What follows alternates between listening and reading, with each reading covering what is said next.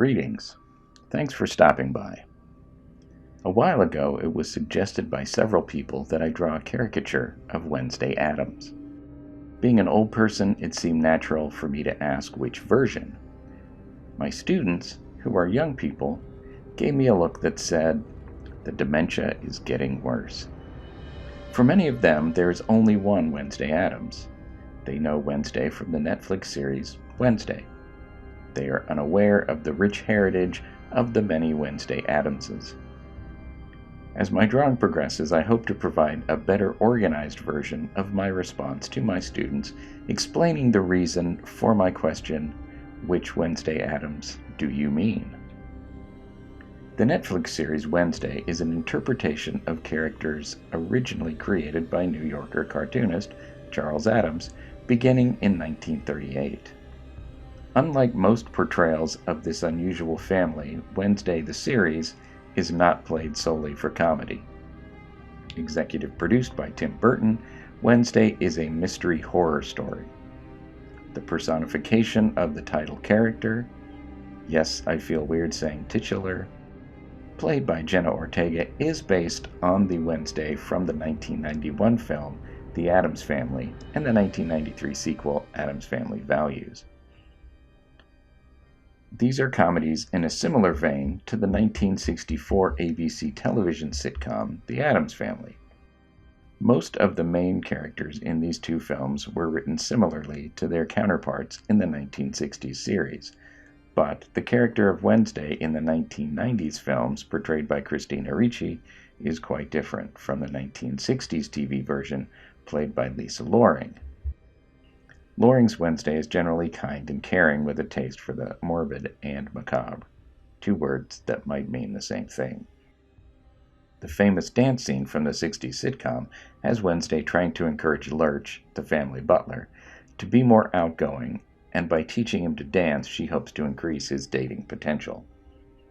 The 90s film version of Wednesday is brooding and antisocial in almost every sense of the word. So which version of Wednesday is closest to the original source material? Easy question, tricky answer. The characters we now call the Addams Family are cartoonist Charles Addams' most famous creations, but they are featured in fewer than 2% of Addams' cartoons. Addams' work for the New Yorker magazine were typically single-panel gag cartoons. There was no back and forth between the characters like you might get in a comic strip. So even though the characters had been around for 27 years, much of their personalities, familial connections, and even their names were not determined until planning for the 1960s sitcom began. It is rumored that the actor John Astin selected the name Gomez for Mr. Addams from a short list of suggestions. The basic premise of the TV series is that the outlandish and ghoulish Addams family is unaware that they are in any way remarkable. Two main sources of humor are the way the family members normalize strange and dangerous behaviors, and that they are welcoming to strangers and are constantly surprised at the reactions of visitors to their home. It was important to the stories that the Addamses were not too self-aware. The 1990s version of Wednesday was close to a complete reversal of this concept. The change presented a challenge for Christina Ricci. Unlike her co-stars, who could take inspiration for their portrayals from the cast of the 1960s TV series, Ricci had to look elsewhere. She did not have to look far. The screenplay for the 1991 film The Addams Family was written by Caroline Thompson and Larry Wilson. Thompson's writing credits include Edward Scissorhands, Corpse Bride, and The Nightmare Before Christmas. Wilson was a producer on the film Beetlejuice and a co-creator of the Beetlejuice story. At the time, Christina Ricci had recently made her film debut, co-starring with actress Winona Ryder in the film Mermaids. A few years prior to that, Winona Ryder starred as Lydia Deetz in the film Beetlejuice. Lydia is a morose teen photographer whose parents don't understand her. She is representative of the attitudes and style of the post-punk gothic subculture that produced bands like Susie and the Banshees, Bauhaus, and The Cure. In an interview, Ricci revealed she took inspiration for her portrayal of Wednesday Addams from Winona Ryder's performance as Lydia Deetz. Combine that with the fact that Larry Wilson had a hand in both Beetlejuice and the Addams Family film, it seems fair to say that Winona Ryder's Lydia Deetz is an inspirational ancestor of Christina Ricci's Wednesday Addams. While other actresses have played the role of Wednesday in various Addams Family themed productions, until the Netflix series Wednesday premiered, it was safe to say that Christina Ricci now owned the role of Wednesday Addams. Now I feel the need to explain why the Christina Ricci caricature here is wearing an old-timey bathing suit. Originally, this drawing was inspired by a scene from the film Addams Family Values. Wednesday and Pugsley have been sent off to a summer camp against their wishes. There they meet a character by the name of Amanda Buckman, played by the actress Mercedes McNabb. Amanda is a stuck-up, spoiled brat. McNabb appeared briefly in the previous film as a Girl Scout selling cookies. The characters of the Girl Scout and Amanda Buckman are similar but not necessarily the same person, so far as I know. In one scene, Wednesday and Amanda are at the waterfront. They are being instructed by a camp counselor to practice a water rescue. According to the counselor's instructions, one girl will play the drowning victim, and the other will demonstrate the rescue technique. Amanda says, "I'll be the victim," to which Wednesday replies, "All your life." Jenna Ortega's performance is not a copy of Ricci's Wednesday, but shares more similarities with the 1990s film version of Wednesday than any other portrayal of the character, making Lydia Deetz, created by Larry Wilson and played by Winona Ryder, the inspirational grandmother of Jenna Ortega's Wednesday. I'm starting to feel like a juggler with too many objects in the air, so let me do a quick summary for my own benefit.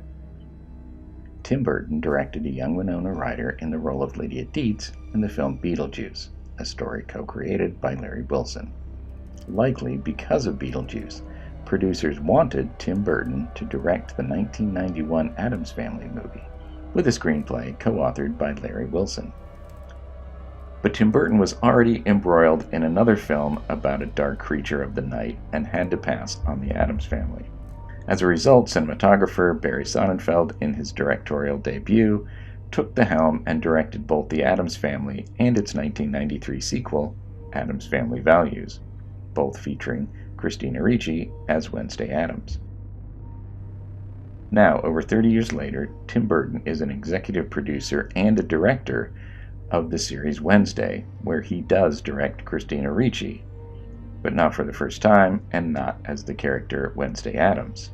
This time, Wednesday Addams is played by Jenna Ortega. But there's more. If you've been paying attention, like I was not, you probably know that the long-awaited sequel to Beetlejuice is scheduled for release sometime in 2024. It will reunite director Tim Burton with stars Michael Keaton as Beetlejuice and Winona Ryder as Lydia Deetz, with Jenna Ortega playing Lydia's daughter. If Ortega's Wednesday is the inspirational granddaughter of Lydia Deetz, and it is likely that Ortega got the role of Lydia's daughter in Beetlejuice 2 based on her performance as Wednesday, that would make this new character played by Ortega both Lydia's daughter and her inspirational great-granddaughter at the same time. Whoa. This is starting to get as confusing as a story where a character figures out how to travel in time and goes back and meets their younger self, and together they try to fix something in the past, but in the process create a bunch of different timelines that threaten to destroy everything. And some of the same characters from the different timelines are played by different people to show just how different things might turn out if you mess with time and space. Okay, sorry, I got carried away. Back to the Beetlejuice sequel. Rumors of a Beetlejuice sequel have been circulating for a long time. My understanding is that back in 1990, Tim Burton commissioned a treatment for a Beetlejuice sequel set in Hawaii. Also, that Tim Burton, Michael Keaton, and Winona Ryder were serious about doing the film, but it was put on hold after Burton and Keaton got caught up in another film. In fact, the very same film that caused Tim Burton to pass on directing The Addams Family. So, what was this cinematic creature of the night that caused Tim Burton to snub both Wednesday Addams and Lydia Deetz some 30 years ago? That is the same question asked by a street thug played brilliantly, if briefly, by actor Christopher Fairbank. Upon finding himself face to face with and in the clutches of the dark protagonist, Fairbanks' punk whimpers, "What are you?" To which Michael Keaton's character replies, "I'm Batman."